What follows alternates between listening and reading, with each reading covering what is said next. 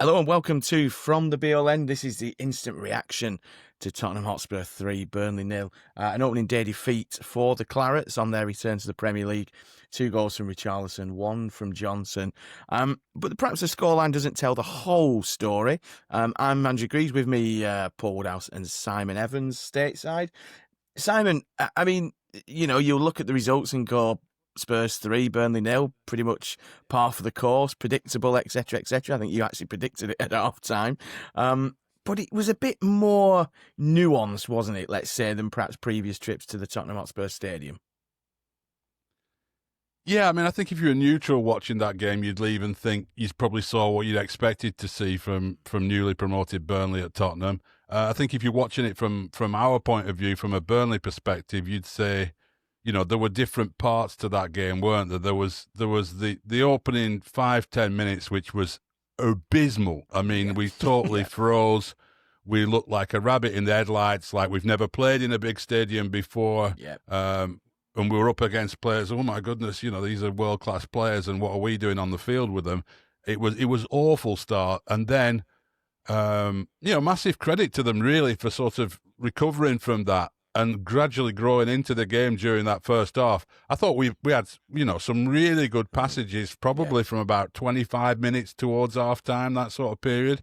And some good moments around their box where our lack of quality in the final third was exposed, though, you have to say. Yeah. And then second off, they get the 2 goals and it's game over, really. And then that's just like, seeing out how we've seen dozens and dozens of Premier League games where we've gone 3-0 down. You just hoping it doesn't end up 5 or 6. But there were some promising moments in there. I'm sure Scott Parker will be taking away some positives from it. But overall, it was the reality check we thought it was going to be, really.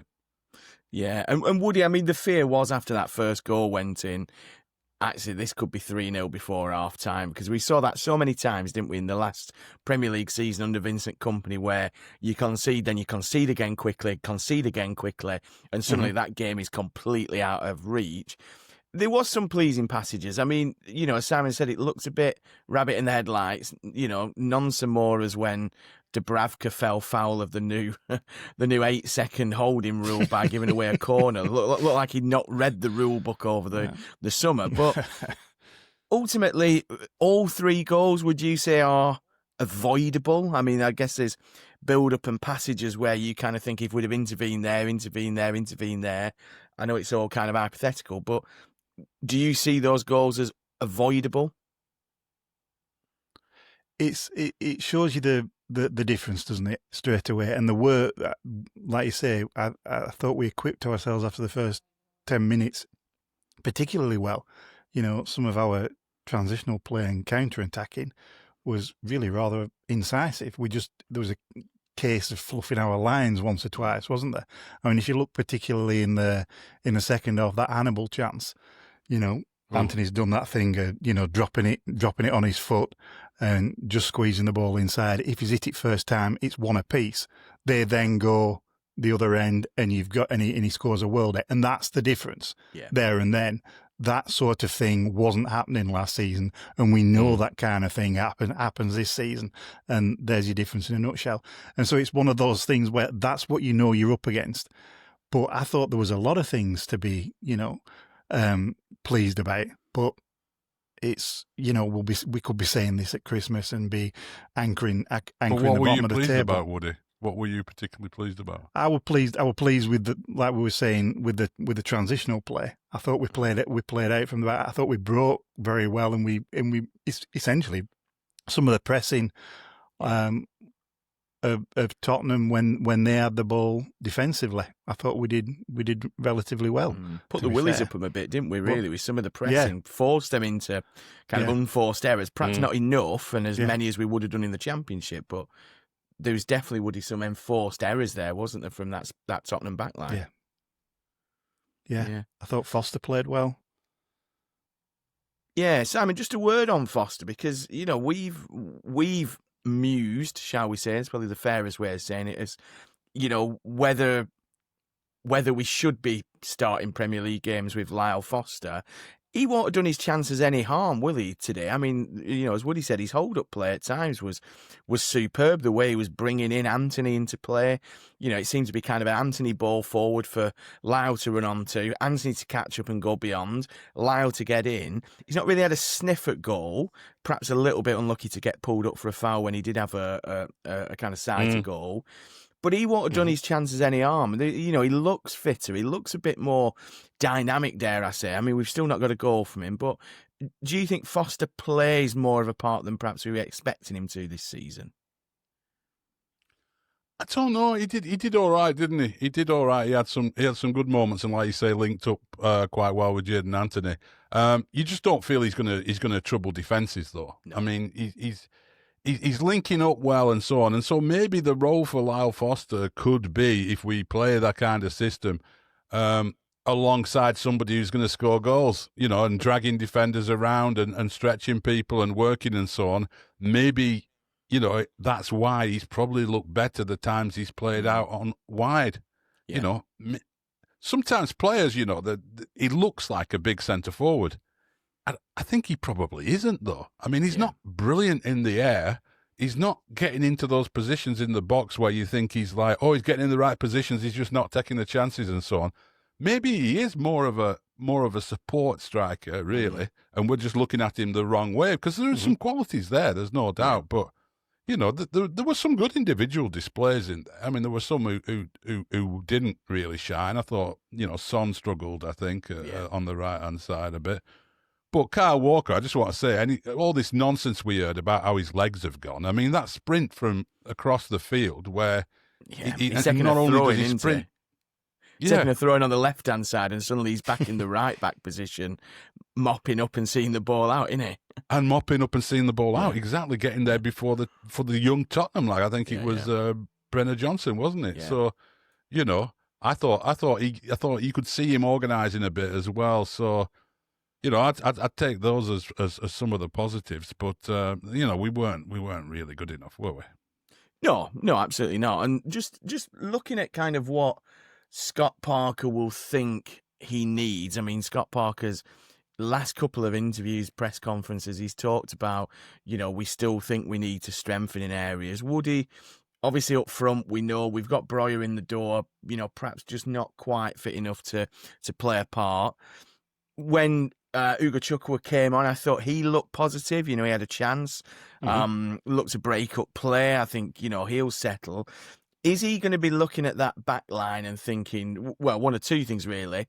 Actually, the 5 doesn't quite work, because my feeling on the goals was that there was a kind of lack of understanding of roles and responsibilities that you perhaps get when you've got more people in a back line. So rather than having 4 where you kind of go, well, I'm the right back, so I've got to tuck in, with that extra man, I just felt on both of Richarlison's goals especially, that extra man almost meant there was a bit of indecision as to, am I tucking in, or is there somebody behind me? What is the kind of... So is he thinking kind of, actually the 5 may work in very small doses, or is he thinking, looking at that central defensive 3 of Walker, Ekdal and Steve, Ekdal's probably the weak link in there, and actually if we can get defensive reinforcement, that's probably where we'd be looking to spend the money?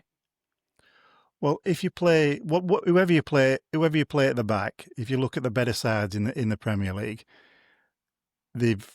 and Tottenham is one of them with Van der Ven, Liverpool with Van Dijk, they've got somebody with recovery pace. Yeah. And that's the thing. And the problem with Ekdal and even Esteve, they don't really have Premier League recovery pace. Yeah. And so you've either got to be supremely well positioned, but in games like today, when people are like looking at each other and they, like you said, they're a little bit confused as to where they should be, it gets exposed, doesn't it? And Ekdal got probably caught out a couple of times on his shoulder, and so he's not the man to be that kind of third man necessarily to cover that. So we're going to get exposed time and again, I would have thought. Yeah, Simon, are you in agreement with that? That kind of, I like Ekdal. I think he's a good defender. Yeah, I do. I agree with Woody. I'm not sure he's quite Premier League, and it's purely down to pace. I think from a heading point of view, from a tackling point of view, I always fear that he's a yard or so behind the rest of the back line because of that lack of pace. And again, it's something that, because I've no pace whatsoever, I'm always getting shouted at for being too deep, because I just kind of think to myself, well, if I push up, then I'm screwed if someone goes behind me. I wonder whether you can get away with that at Championship level, get away with that perhaps in the Dutch top flight, you get away with that in the Scandinavian leagues, but in the Premier League, where players will just spring, you can't really afford that. Is he the weak link? And again, it feels really harsh singling him out, because I don't think he's necessarily had a terrible game, but he's probably not the guy, is he? Sadly.